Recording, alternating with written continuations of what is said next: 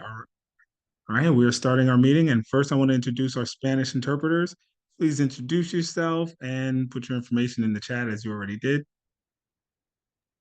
Hola, the following message will be in Spanish. Hola, mi nombre es Alexander. Soy uno de los intérpretes en español esta noche, junto con Miguel.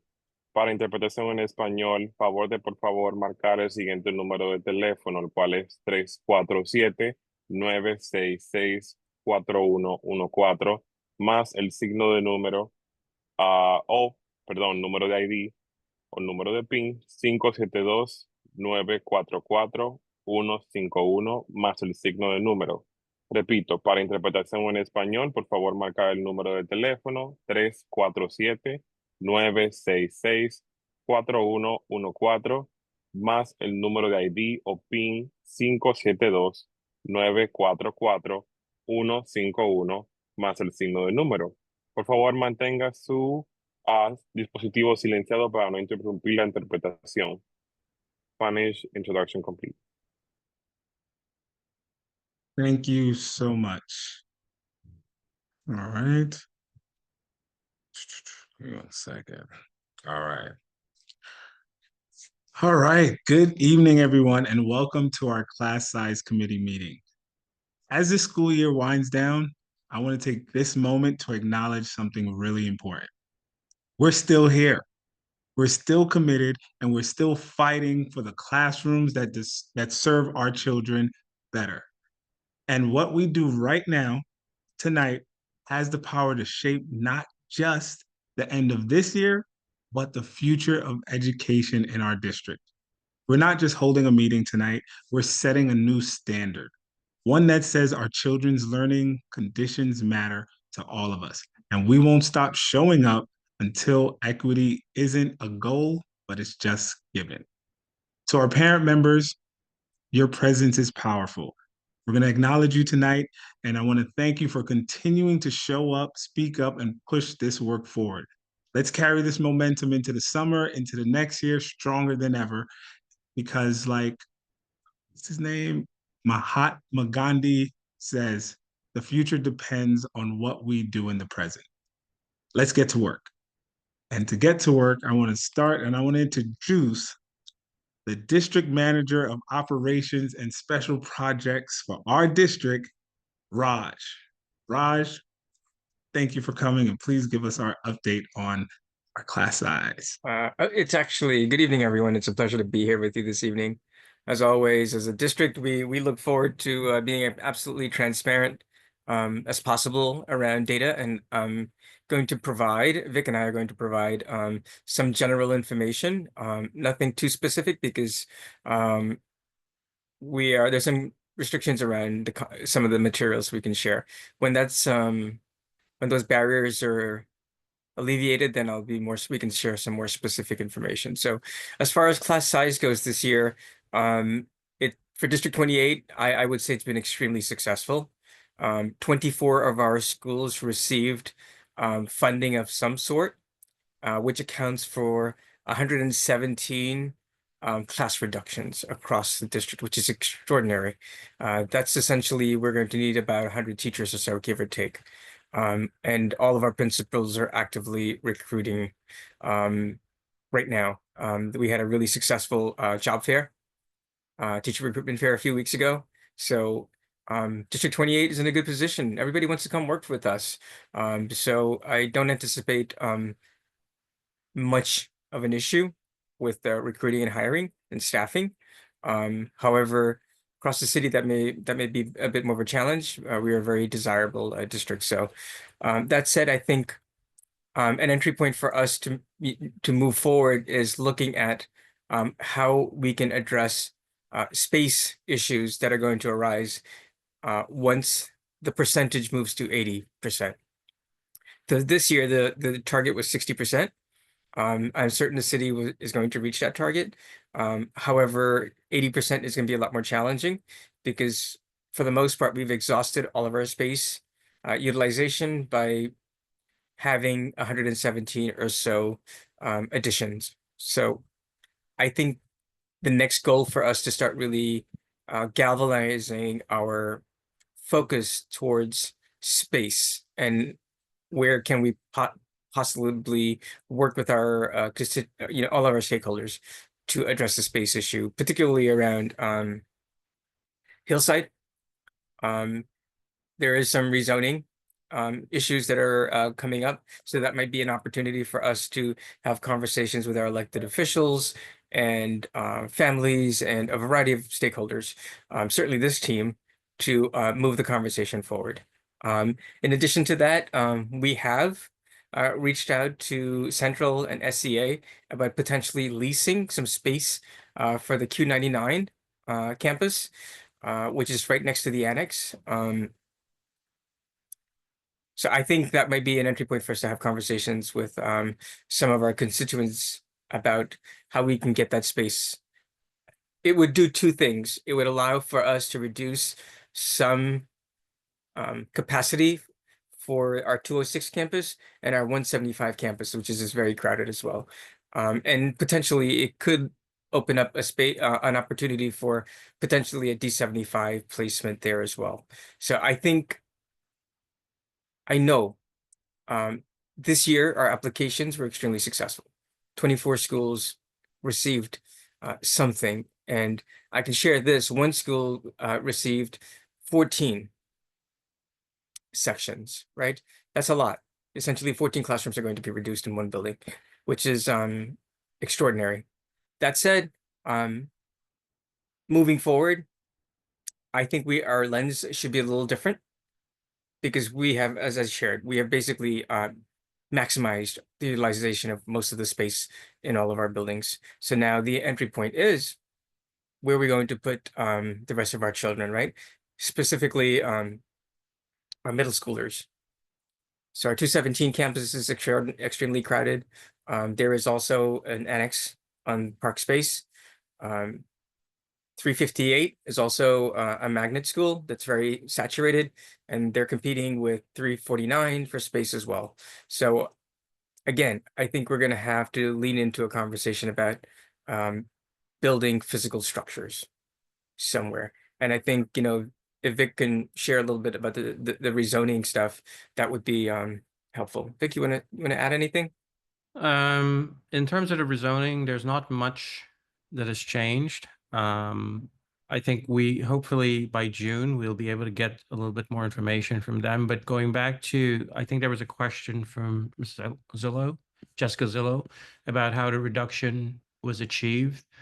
I can tell you it was a lot of work in terms of walking the schools, Raj, myself, some folks from SCA, district planning, just trying to find spaces in all of these schools. And I think we've exhausted every inch of space in all of our schools.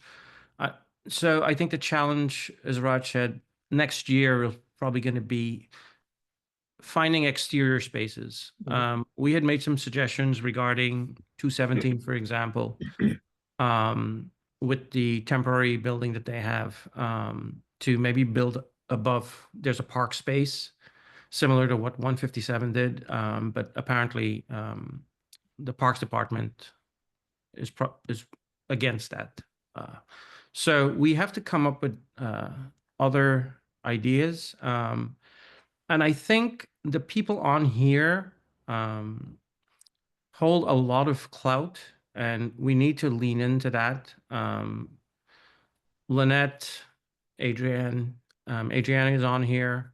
Kat has been incredibly supportive, and you all on the CC. I think if we all work together, we'll be able to get a lot more accomplished. But there's not, dealing with the city, it takes quite a bit of time to get things moving. Agreed. I mean, I think to Jessica's question, some of our schools actually had space, so it was a little bit easier. For a school that's receiving one teacher or funding for one teacher, that was a lot of analysis of physical structure just to get to that one room, right? So all of our principals have done an amazing job, as always, to really secure as much funding as possible. But, you know, next year is going to be harder because it's going to be 80%.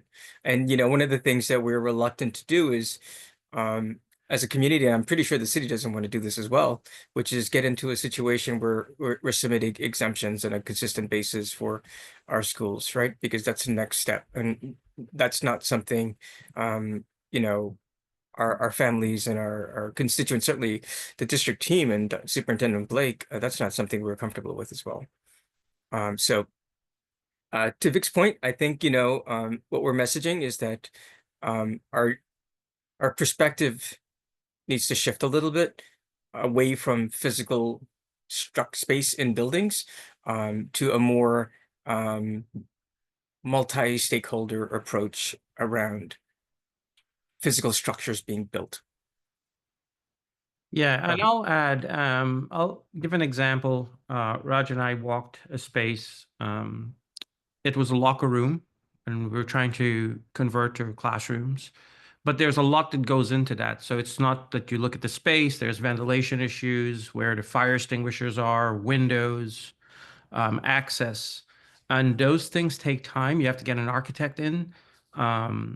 And we are working with the SCA, so they take a little bit of time themselves. And so sometimes, you know, people wonder why certain schools can't be utilized for summer sites. It's precisely because of these things happening in the background that the public may not necessarily know about. And you know, the city takes safety extremely serious, right? So if they're going to re-outfit a space, it has to comply with a lot of health regulations. So it becomes, you know, time consuming. And even this conversation we're having right now about spaces, right, being physically built, we're going to start the conversation and we're probably going to get some traction, but the physical structure will be built after we're probably all moved on to something else, right? But that's the push, right? That is what social justice is all about. It doesn't happen immediately. It is a process. But if we don't start the process somewhere, it will not end, right? We will not see it to fruition. And this is the next step of the process. We have gotten a significant amount of resources for all of our schools. But for some of our schools that are at capacity, particularly the middle schools, it's a conversation that is probably going to happen down the line around building physical structures, particularly around 217 and 358. Yeah, and we'll need your help with that push because Raj and I already have back braces on. So Yeah. It's been an interesting go. But again, we are super excited it's been a very successful year for us. And I know that's not the case with some other districts. And as a district, we're very grateful for having this amazing CEC. We have some of the best principals in the city, if not all of them. So we show up, right? And we make sure our kids get the best. But I do think a conversation needs to be had about the direction of this committee and what the goals are going to be and how you're going to create a roadmap for getting there. Yep. Any questions? I could take a couple questions, but you know, the specifics I can't share with you yet. So one thing before we get to the questions, please continue to put your questions in the chat. And absolutely. Raj is staying here till the end. I want to make sure I take this time to acknowledge our elected officials. So I want to acknowledge Adrian Adams' office, Lynette Shelbourne, if you want to, Barfield, you want to just send some greetings. Hi, good evening, you all. Thank you for the invitation. I was out of the office today, but I received the invitation to join you today. Thank you for our recent meeting. Thank you for, you know, your work that you're doing. I'm just even impressed to hear tonight the school tours, looking at physical space, working collaboratively in that effort, and really just going through piece by piece what has to happen.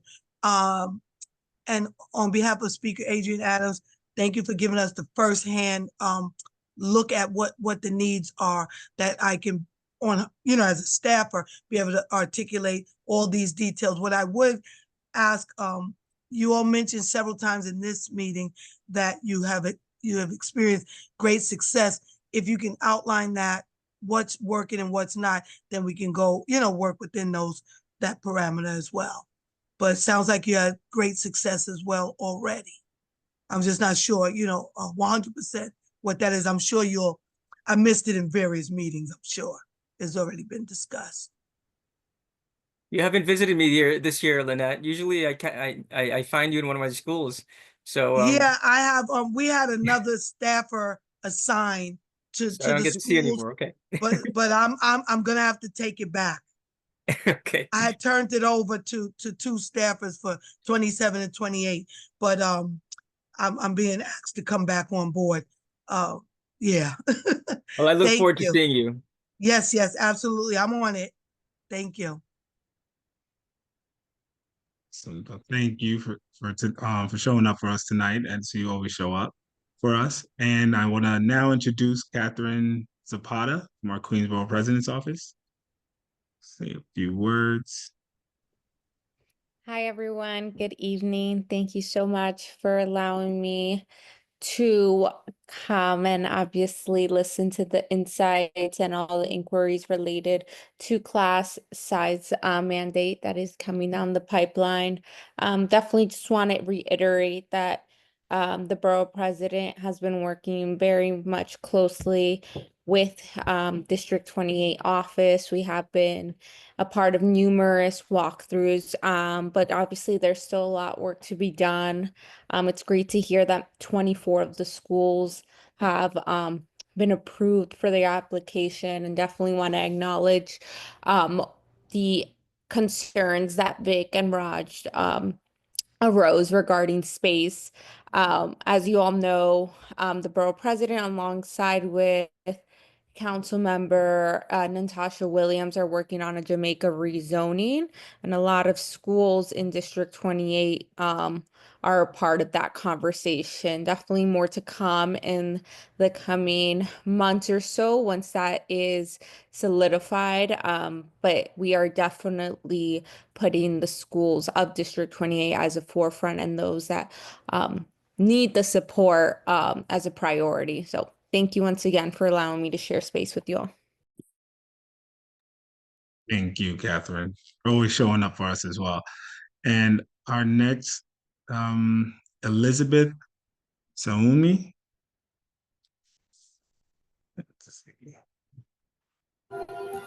Yes, hello, how are you? Good evening, everyone. That was a good try. It took me a while to get that last name as well. I am representing Assembly Member Alicia Hyman this evening. And, I just want to give her regards. They were working really hard on getting that New York State budget passed, and we're seeing the horizon right now, and that's what they're working hard on in Albany, to just hammer out the details. But I understand the challenges with class size, especially since I have two little ones. I'm coming from a perspective as a parent and also as a staffer for an elected official, and I have a high level of respect for educators, for teachers, and also this very challenging mandate that you have to meet. So, but I am confident that in New York City, our teachers are able, if there's an answer, if there's a solution, they're going to find it, because you guys are the most creative folks I know in New York City, especially able to do more with less. So if there's anything that our office can do to be helpful, please, I want you to feel free to reach out to us. And we all have to do this together. So I just want to thank you very much for acknowledging her office, and just say good evening to everyone, and thank you. Thank you. Thank you. We always appreciate all the support, and I do want to get to your questions. But before we get to your questions, Simone want to give some feedback and update on our last meeting that we had previously. Simone? Thank you, Quentin. Yes, I wanted to give an update on our recent meeting with Ms. Lynette Shelbourne-Barfield, the district director from Adrian Adams. We met last week on Monday, and we had a really good and long conversation for about an hour. We see it as a first step. We would love to, in the next step, meet with Adrian Adams, but we know that she's very busy at the moment. So, but that would be our highlight if we could have another meeting. And we basically wanted to speak to Ms. Lynette and share the issues we're dealing with in District 28. We had a couple of members from the community boards who were with us, and Leonie was with us, and Bruce Zihal from the UFT. And I'm sure I'm forgetting a lot of people right now, and I'm sorry about that, but we were a sizable group, and we shared our different perspectives and why it's so important for us as District 28. We also had District 29 CEC members with us who also shared their need for more funding, continuous funding, so that the class size law can be implemented properly, as well as the need to build new schools, to build annexes, and to grow. And it was a very good meeting, and we hope that this is the beginning of a collaborative partnership with the Office of Adrian Adams. And again, I want to say thank you for meeting with us and making so much time for us. Thank you. And I think that's it in regards to that meeting. No problem, no problem. And then the last thing before we get to our questions, Tanya, give that update of our next step. We are planning to meet with the School Construction Authority, and we are asking you all to submit questions so that they can come prepared, and we're going to share your questions, comments, and ideas and suggestions. If you know of an empty lot in District 28 that could be suitable for a school building, please let us know.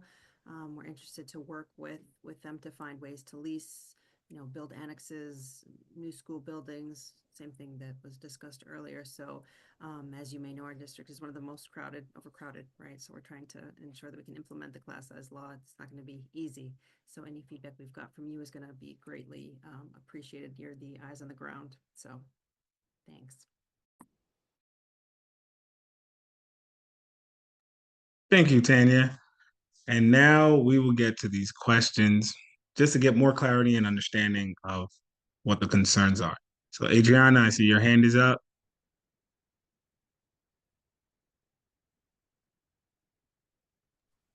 Hi, everyone. I'm not going to do my normal intro, just Adriana.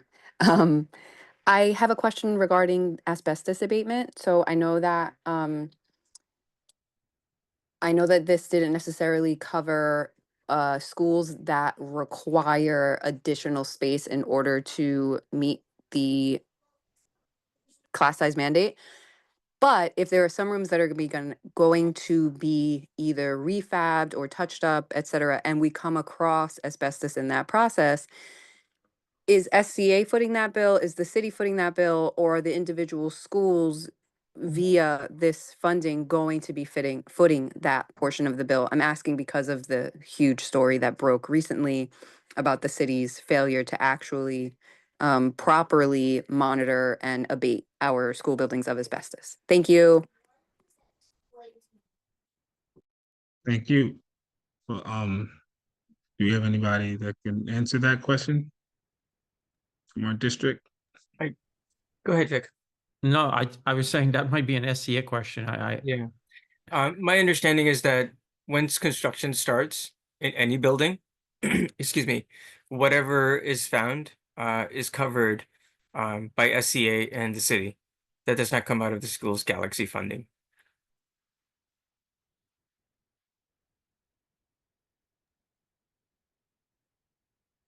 Okay. Thank you. All right, I'm gonna go to our chat. Jessica Zillow. That is classrooms, not necessarily all classes in one school, correct? I think that was for you, Raj. Yeah, that's classrooms. Now that could vary. So if it's a middle school, right? Some of the classes teach multiple sections, so it's a little nuanced, right? But right now, the 117 is essentially covering 117 teachers, give or take, because it may vary in middle schools, because you might need one teacher to cover a couple sections. So it's a little nuanced, right? So just be mindful of that. But essentially, we're looking at somewhere between a 75 and 10 teachers or so, give or take, because some of our middle schools did receive funding as well.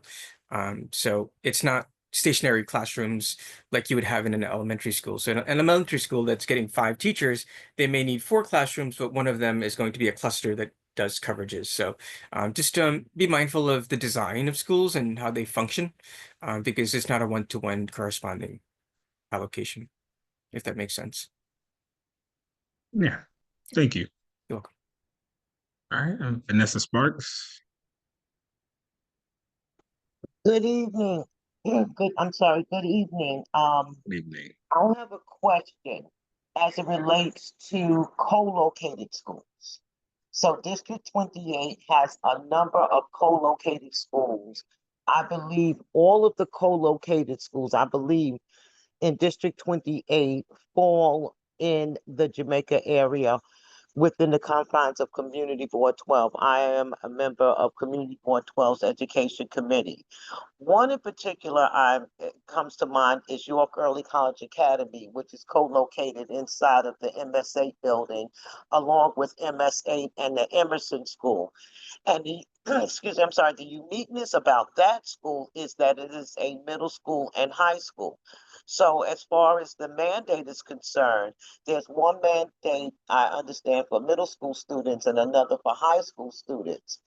But for school co-located schools, are you going to pay any special attention to schools that multiple schools in one building, particularly if it is a high school that's co-located with a middle school, as we have in the case of the York Early College Academy, which, by the way, should have been in their own building more than a decade ago. Thank you. So I think the 08 campus where Emerson and 08 and YEC are currently housed is a unique situation. Certainly those that design was prior to Dr. Blake or even Dr. Pate's superintendency. So it is a bit of a challenge. Space is a very it's a reality in that middle school. But as always, when we are talking about space, and some communities going to feel like they should have access to the space, right? So York Early College feels like they should be there just as well as Emerson and 08. And that's a challenging conversation about where we're going to, if a school like York Early College, where do we put them, right? And our families willing to move. So it becomes really challenging. But I think as I was sharing about 358 and 349, which is 2 of our schools and they're in one building, that's something that we can really chat about, because we would like for maybe 358 to be housed somewhere else. There is some space that's in the new building that's being built on Hillside, and we know a lot of parties would like to have space in that building. But what we have shared is our interest in probably having 358 housed in its own building somewhere, and 349 to grow into that campus, because both schools are nationally recognized magnet schools. They're highly sought after and they're both growing. So that's something this district is interested in doing. So we have messaged that. It's just a matter of now having deeper conversations about where, let's say 358 or even some of the students from 217 that are currently on park space in an annex, where do we put those children, right? Because the main campus is also at capacity, right? But I think, Vanessa, to your point, I think with 08 and Yeka and Emerson, that's a more challenging conversation because one of the schools is not a district, it's not one of our schools.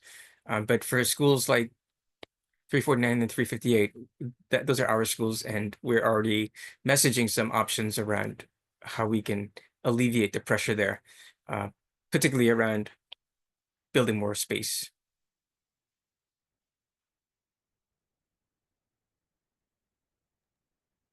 Thank So you. you're absolutely right. This predates Dr. Blake and Dr. Pate. But I was there because I was the CEC vice president for, the vice president for CEC28 in the years 2004, 5, 6, and 7. I'm also a former school board member. So I remember when all signatures were put on for Yeka. So although, well, Yeka is a D28 school because the middle school component is D28. And most of those students stay on in that school to go through the high school. Yeka was supposed to be on the campus of York College. And the then president of York College reneged on that. And that is why they ended up there. It's not that the parents wanted to be there. The same thing happened at Queens Gateway in 1994, and I can speak directly to that because I was their first PTA co-president, and the same thing happened to us. Now, I'm glad you brought that up because I don't know if you are, well, no, I know you are aware that there is a big push to move the Queens High School of the Sciences into that new building on 165th Street and Hillside Avenue, which sits in Community Board 12, by the way. And I would like for it to be explored for Yeka to go in that building because Yeka came about well before that new high school. And those students have been stuck in that building since its inception. And I'm going to tell you, School Construction Authority, and this probably predates you, so I'm not attacking you. Have never made a real effort to work with the community, those parents, that school community, to find an appropriate location for that Yeka school. So I just want to put that out there. So I'm well aware. The building that you speak about is in Community Board 12. Yeka is in Community Board 12. Yeka has been open almost, maybe time is moving so quickly, maybe almost just about 2 decades now. And they are deserving of their own space. Thank you. Thank you. Go to another question from Giselle Mendoza. 220 was denied. Will they have a chance to resubmit?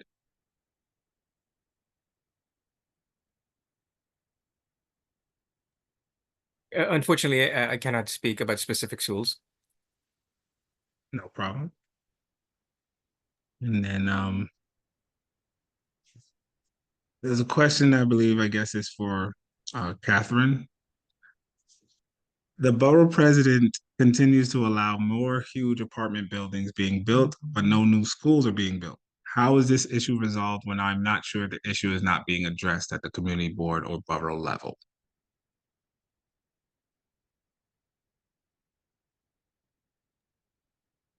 Thank you for that. So when it comes to land use items, the borough president's vote is one out of many. It is advisory, and it does go through the city council.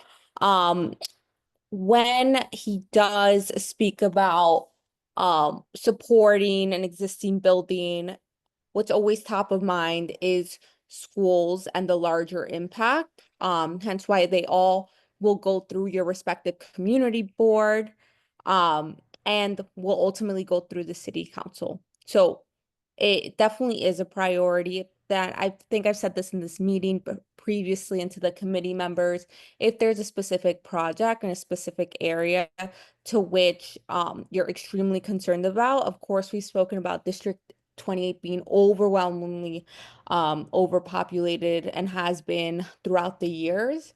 But specific land use items only do go through the borough president's desk, but he is just one out of many votes, and his vote at the end of the day is advisory. So it will be considered as a recommendation. Thank you. I want to head back to Giselle's question in a more general way.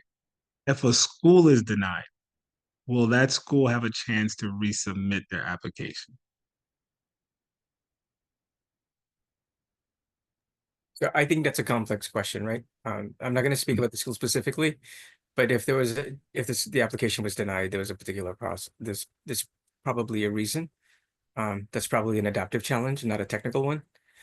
So we shall see what's going to happen next year as applications. And once there's some lifting about information, then maybe we can have a little conversation about some schools. But I think if we get caught in the weeds of applications when we know the fundamental issue is physical space, and I think that's something we should not lose sight of, because it's easy to get distracted with other things like applications and 80%. Those are valuable. And as a community, we're going to work with our schools, all of them. I can share this.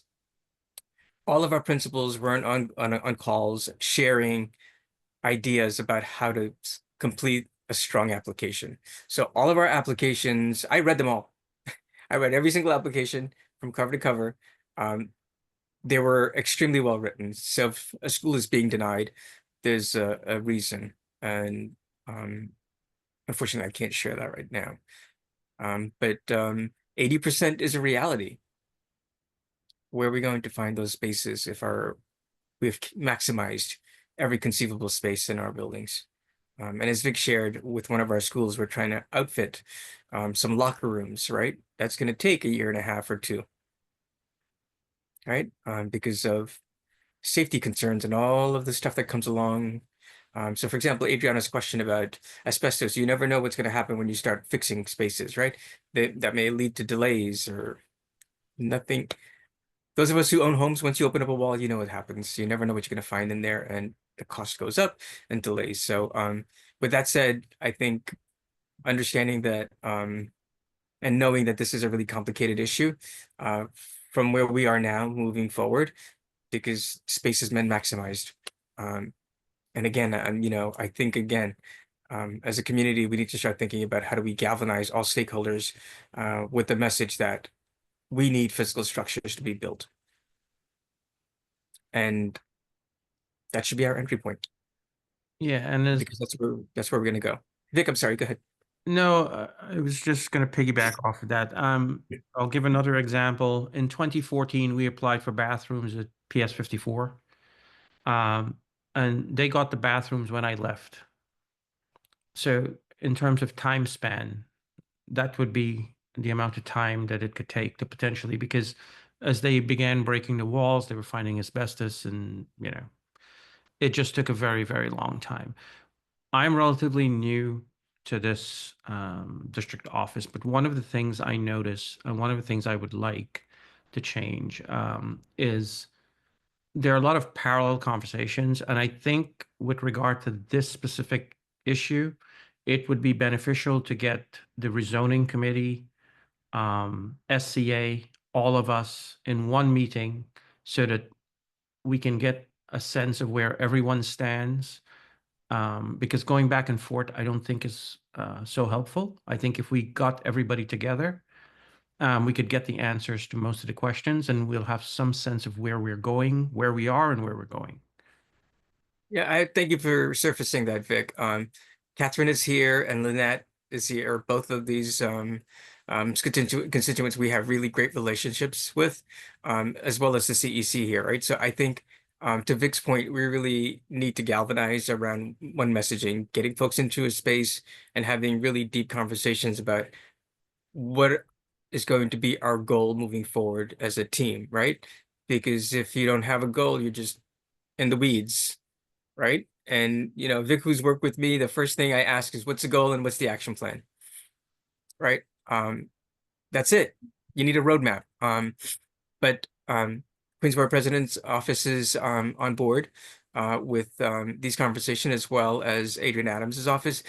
She's pivoting to something else, but that office is still representing us, and we're going to ask for support with some of these things. So I would say yes, the next conversation we should be having is how do we get all of our stakeholders into one room and with letters of support or whatever it is, an action plan or a commitment to meet at some level, some kind of cadence frequently to reach that goal, whatever that goal is, right? But I know one thing, the cost of real estate in the city is going up every day. I live in Astoria. You wouldn't believe what they're asking for a 1-bedroom condo around here. And Hillside, that area, is the value and property value is just going to escalate because of gentrification and a variety of other things. So I think the quicker we have conversations about purchasing land and building physical structures, it'll be more efficient. I think the conversation about 99, we have asked to lease the annex, the building next to the annex. That's a conversation we could have with Lynette and Catherine and all of the folks here, as well as SCA, because it was an escalation that was sent down to SCA. And we can ask the city, and SCA, what's the outcome? Because we are asking for leasing and then re-outfitting that physical space to maybe generate 8 classrooms. So those are 2 things we can do. Yeah, and again, going back to the benefit of having everybody in one room, rather than have like Raj and I go around looking for buildings and then going through all of this research, and then you go to one agency and they're like, no, that building cannot be used. If we could know what's available and what we can pursue, then we can narrow our focus and get better results with that, rather than go around in circles.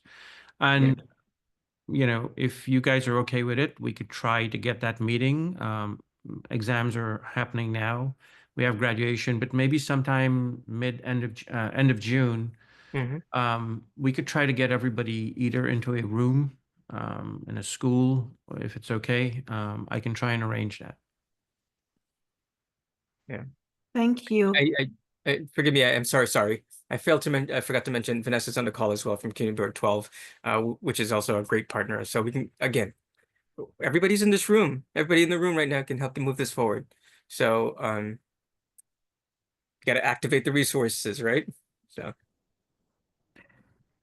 Sorry for interrupting you.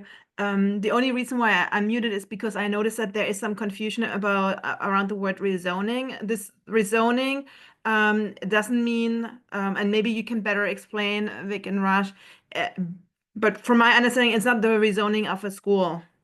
It's about the Jamaica rezoning project where they are in discussions about redoing the Jamaica Center area. Did I understand that correctly, or? Yes. It's a major overhaul of the entire area, as far as I understand it. Vanessa has her hands up. She might be able to.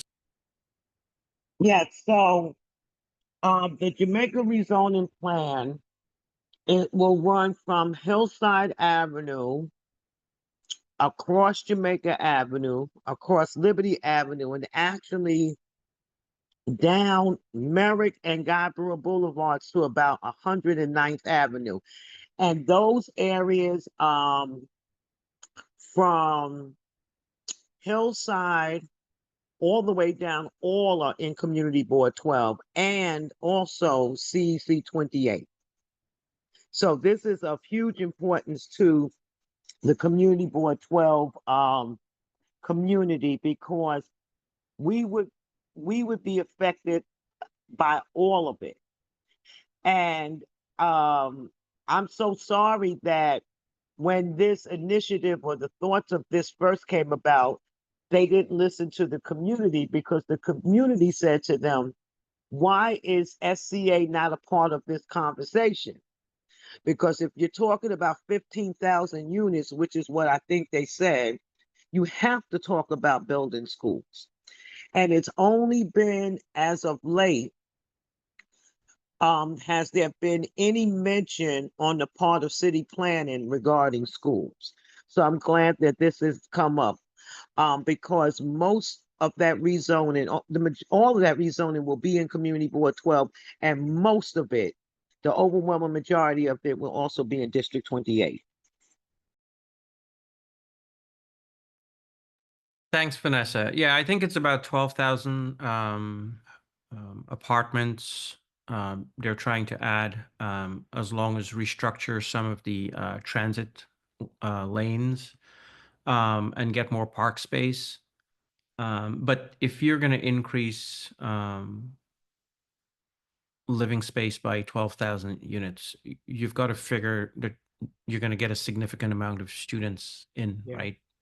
We're at capacity now, so where do you put those students? And it goes back to what I was saying, like these conversations can't happen in parallel, like they have to happen together. So.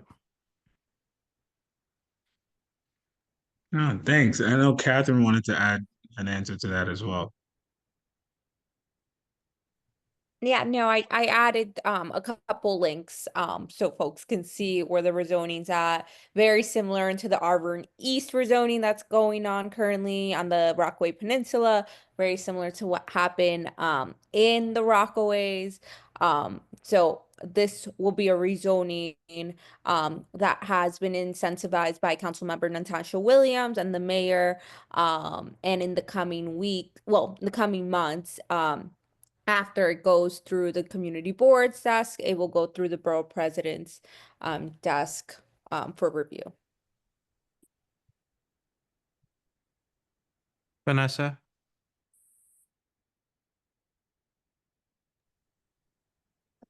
Yes, yes, sir.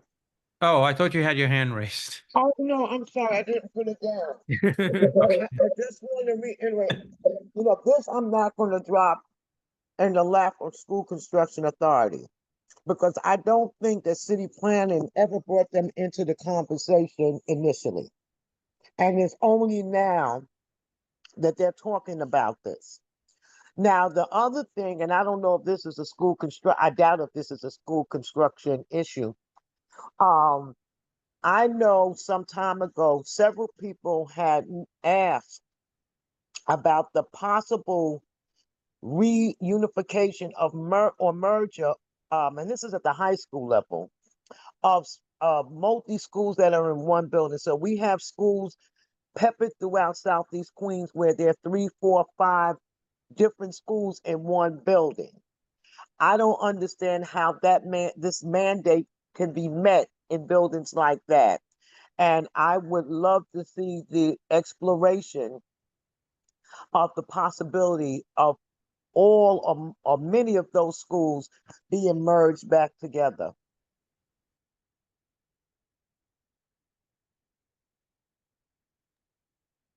Thank you. Listen, we have a lot of questions and it is a school night, so we don't have a lot of time.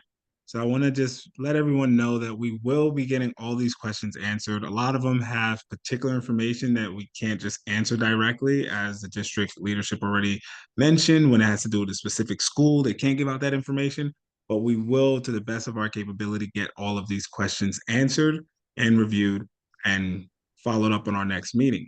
I do want to still thank everybody for coming and acknowledge all of our leaderships and our community leaders coming together. Because as Raj and Vic also explained, all of us are needed to get this to be like effective. And we will be holding accountable the SCA and the other leaders to help us understand what's going on, because we all see that we just need more space. Like a lot of these answers to these questions are, we need more space and then we could cross that bridge. Please fill out the questionnaire that we put in the chat.